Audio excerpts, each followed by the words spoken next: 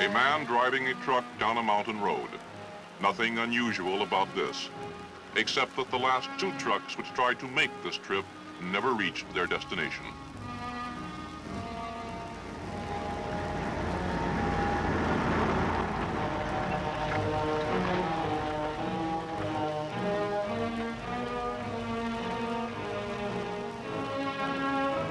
Behind the wheel of the truck is an American soldier, assigned to United States Army Special Forces operating in one of the most dangerous regions of Southeast Asia, the guerrilla-infested central highlands of Vietnam.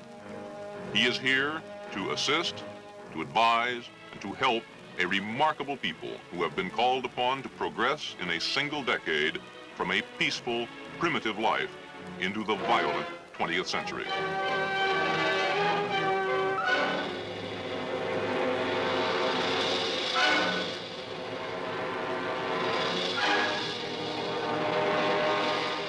As Commander-in-Chief, the late President Kennedy left to us this directive.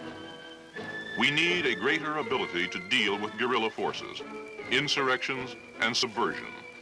We must be ready to deal with any size of force, including small, externally supported bands of men, and we must help train local forces to be equally effective. This is the story of what one group of Americans are doing today to carry forward that far-sighted policy.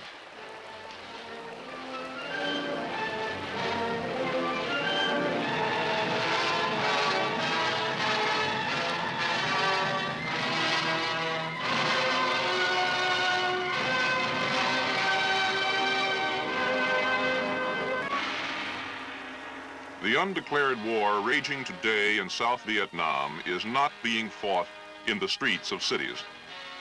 Since the guerrilla onslaught began in the late 1950s, the Republic of Vietnam has had little trouble in retaining control of the great urban centers, the place names on the map.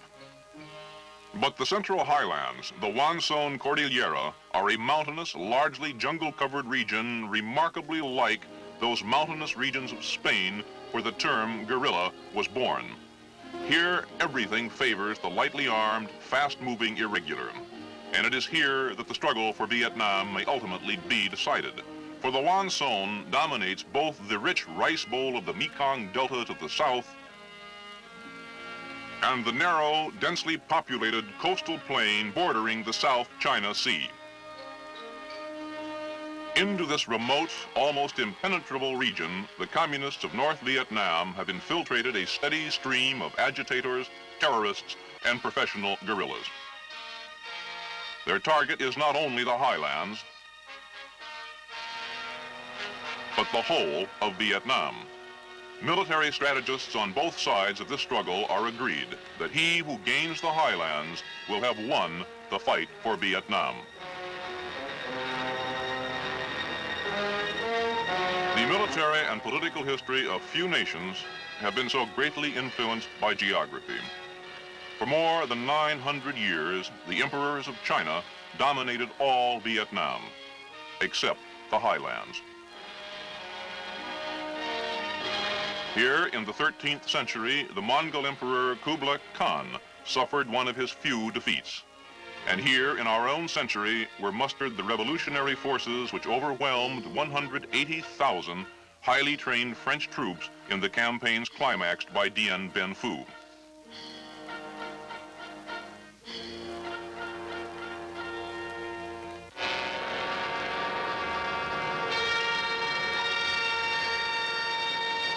Villages of the highlands are inhabited by many races, each with a tradition and a way of life distinctly its own.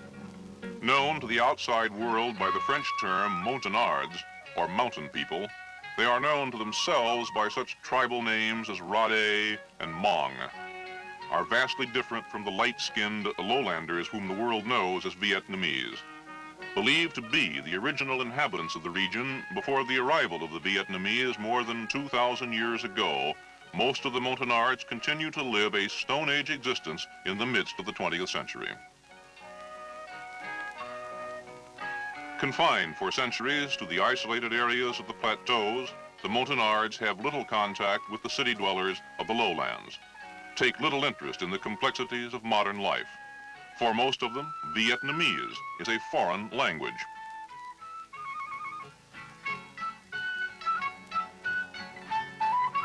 For such people, words like communism and democracy have little meaning, cannot without great difficulty even be translated into their own dialects.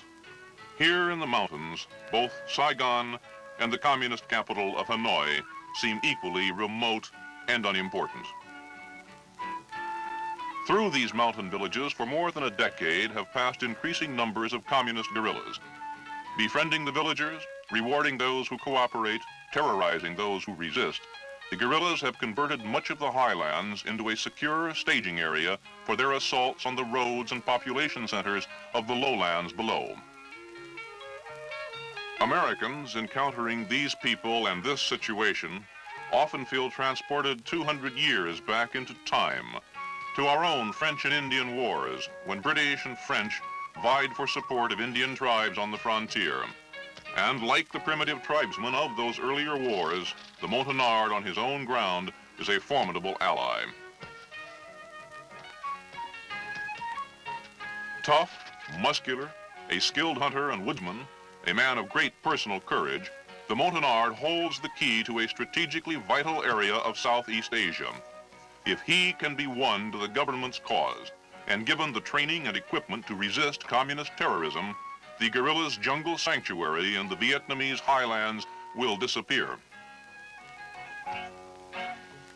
With this in mind, United States military advisors and the government of Vietnam early in the 1960s began a program to win the active allegiance of the Montagnards. Their primary objective was to seal off the hidden supply routes through the mountains from the communist north. Chosen to execute the plan were the anti-guerrilla experts of the U.S. Army Special Forces, accompanied by Vietnamese Special Forces, whom they themselves have trained, and through whom the bulk of their work in the village will be performed. Equipped with all the skills of the highly trained airborne infantryman, the Special Forces soldier brings with him a number of unique abilities designed to meet just such situations. Selected for linguistic aptitude and a talent for tact and diplomacy, Special Forces personnel are adept at winning friends, from the village chief down to the lowliest peasant.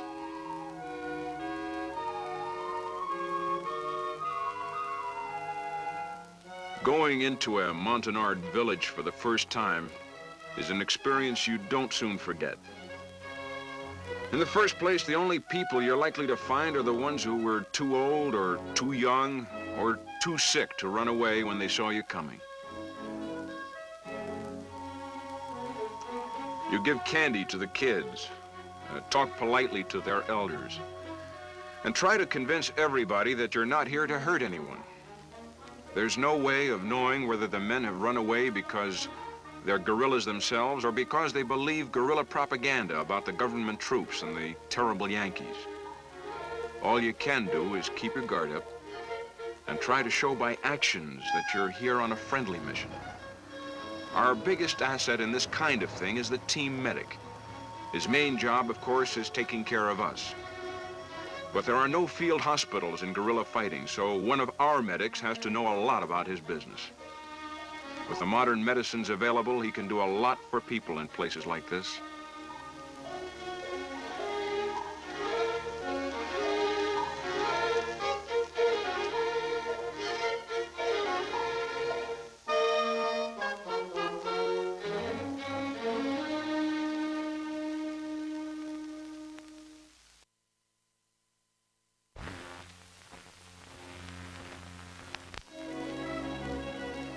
The odd thing is, when you first ask whether anybody's sick in the village, the first answer is usually no.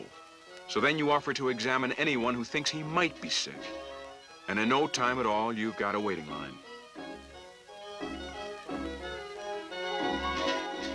What gets you most are the kids.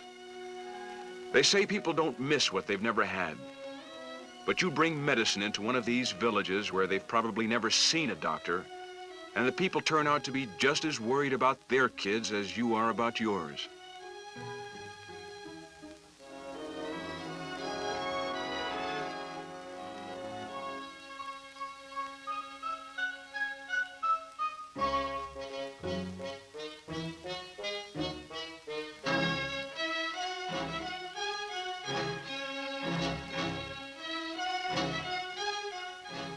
pull an aching tooth, or save a man's eyesight, and you've made a friend for life.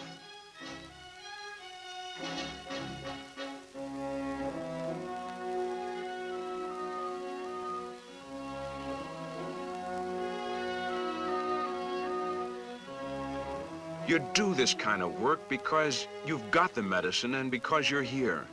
And God knows it needs to be done. In some of these villages, half the people have TB. Most of the kids have impetigo. And everybody has vitamin deficiencies. Any decent human being coming into a setup like this would do what he could without asking for a reason. But the fact remains that from a military point of view, this is a good tactic. Squads and platoons of Viet Cong guerrillas have been coming through here with promises. Now, thanks to our medic, we've come along with something a lot better, something we can give them now.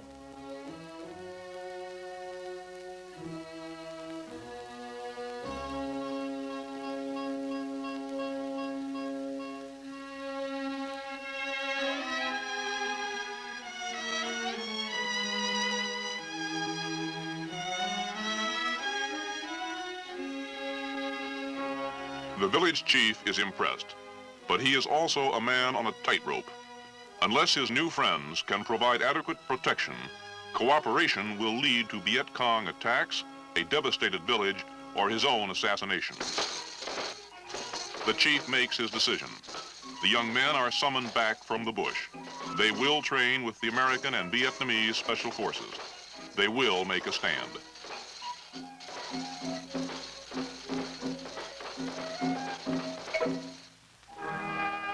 And so Montagnards of fighting age assemble. The first step is taken toward recovery of a communist-dominated area within the borders of South Vietnam. All this is taking place in what is, to all intents and purposes, enemy territory. Much will have to be accomplished before anyone here sleeps without a gun close to his pillow.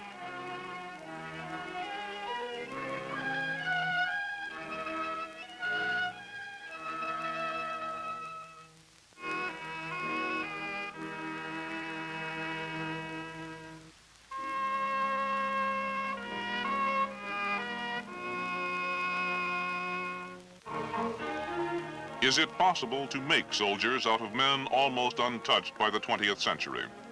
What kind of supplies do you issue to men who have never worn pants or shoes?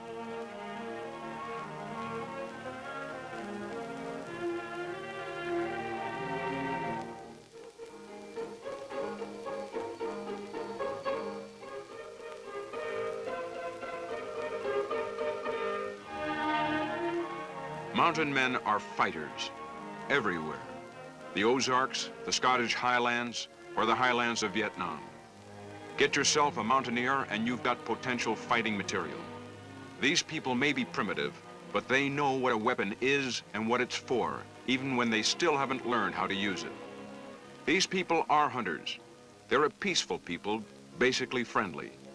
Without this guerrilla business that's been going on here for the last 10 or 20 years, you'd be as safe walking through the highlands as down a street back home.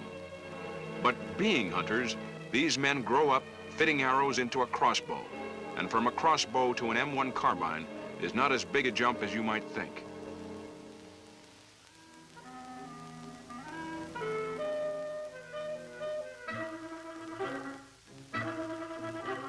One thing mountain people aren't always so big on, though, is discipline and organization.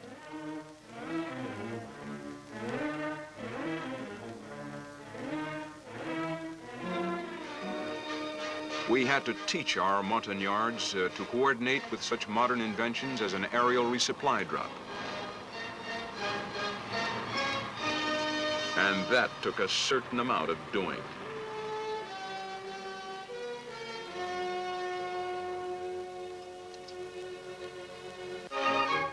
One of the Montagnard's great assets as a fighting man is the energy, the mileage he can get out of a single bowl of rice. Incidentally, this training program was by no means a one-way street. Our own food supplies were supposed to be obtained, as it said in the orders, through normal civilian channels. In practice, this meant a special forces sergeant our weapons specialist to be exact, learning how to bargain with Vietnamese shopkeepers in the nearest town.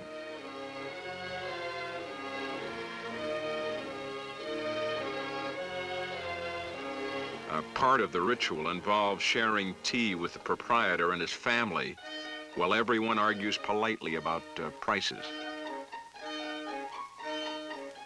Our weapons specialist became an overnight authority on chickens, cabbages, and bacon on the hoof. Not to mention the purchase of 2,800 pounds of rice and miscellaneous other commodities.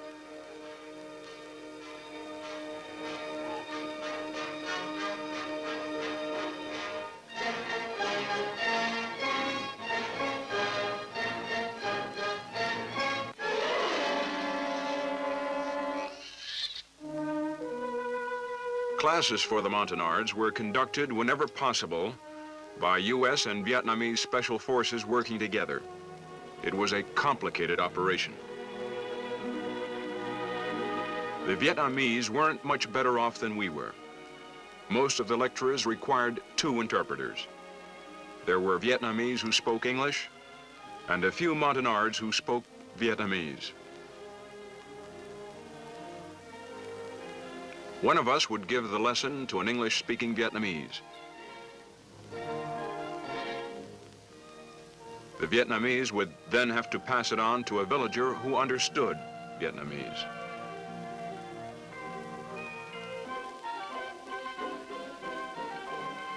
The native interpreter would then pass it along to the trainees.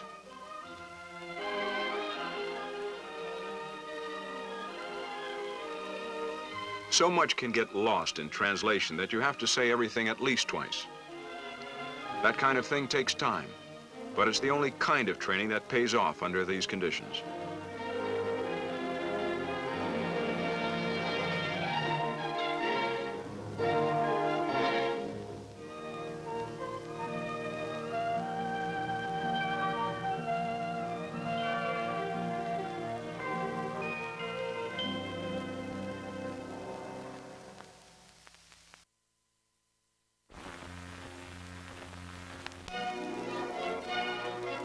The students themselves were amazing. They took to modern firearms faster than most of us thought possible. These men came to us with almost none of the background you'd expect a trainee to have. Most of them couldn't read or write. Most of them couldn't even pass a draft board physical back in the States.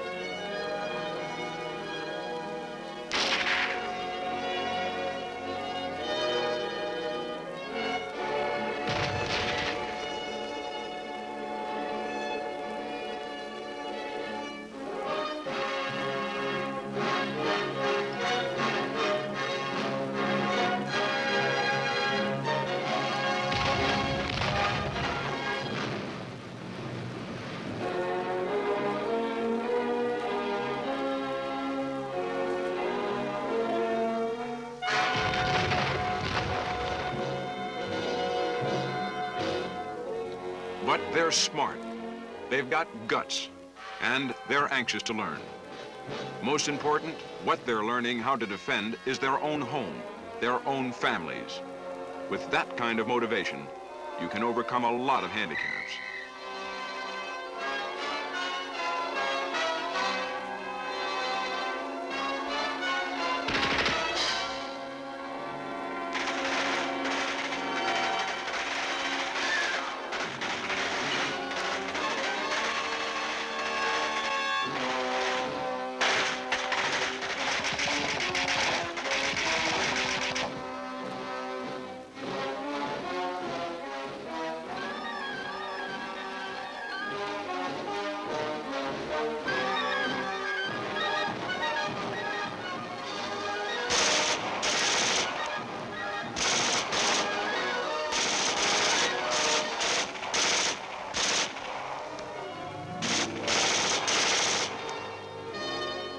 We had to hit the high points of 6 months worth of training in only a few weeks.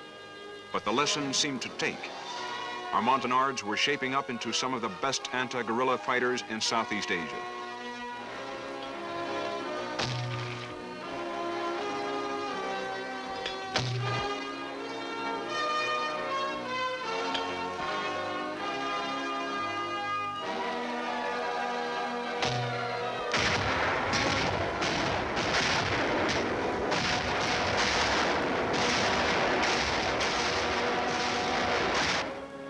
In a very few weeks, they progressed from simple hand weapons to the tricky business of demolition.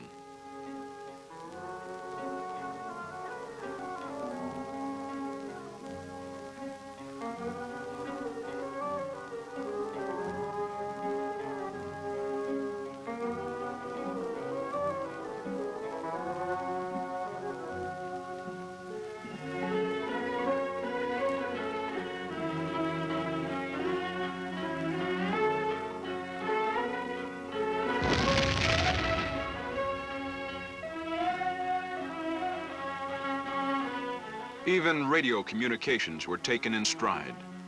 This was even more surprising and maybe more important. It meant that before we left, radios could be issued tying our friendly villages together in a sort of mutual protection association. Guerrilla bands moving in on an isolated village would touch off an automatic alarm throughout the network.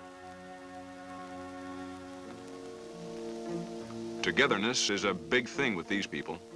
When father goes off to training camp, the family goes along.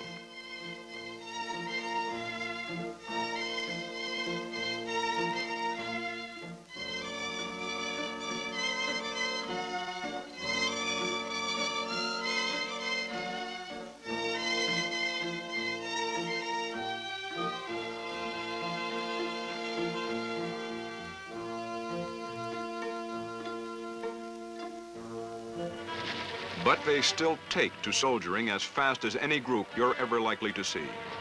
Within a few weeks after seeing their first rifle, these characters were going through an infiltration course as rugged as anything they've got at Fort Bragg.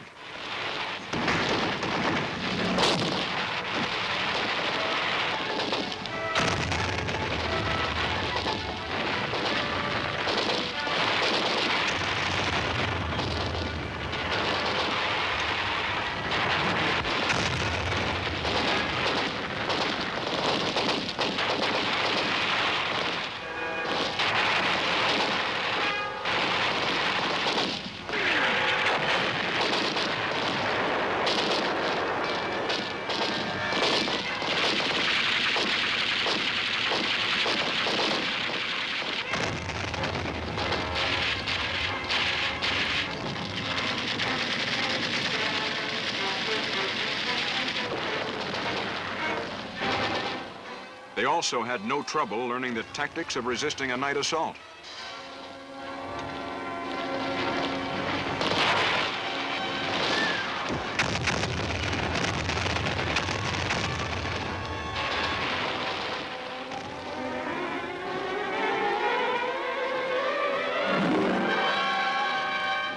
This burning arrow technique is designed to point out guerrilla positions to aircraft answering a radio call for help.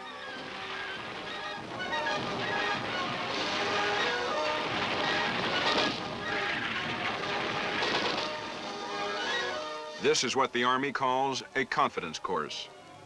Here it seemed a little like teaching birds to fly or monkeys how to climb trees.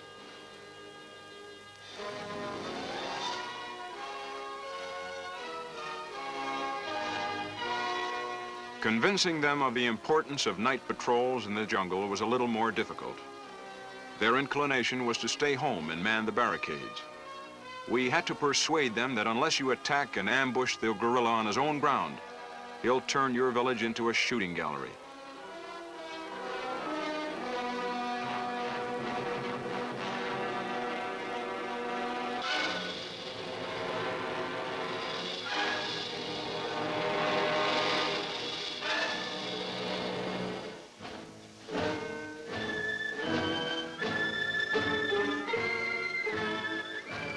Once convinced, as usual, They learn fast. The Viet Cong who gets within a mile of a village these men are patrolling is going to be as scared of them as they used to be of him. The guerrilla is a fish, said Mao Zedong, and the sea in which he swims are the people. If the people be unfriendly, he cannot survive. Operation Montagnard is an exercise to teach the mountain people of Vietnam the art of anti-guerrilla warfare.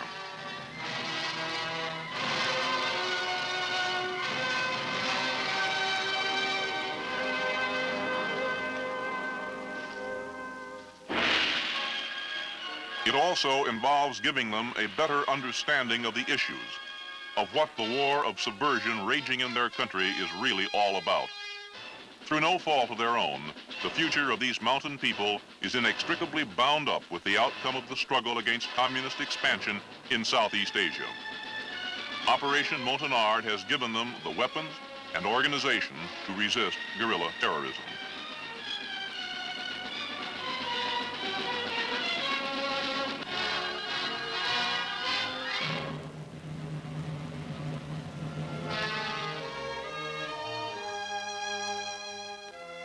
Contacts with U.S. and Vietnamese anti-guerrilla experts during the many weeks of training have also made fast friends where there was before only fear or indifference.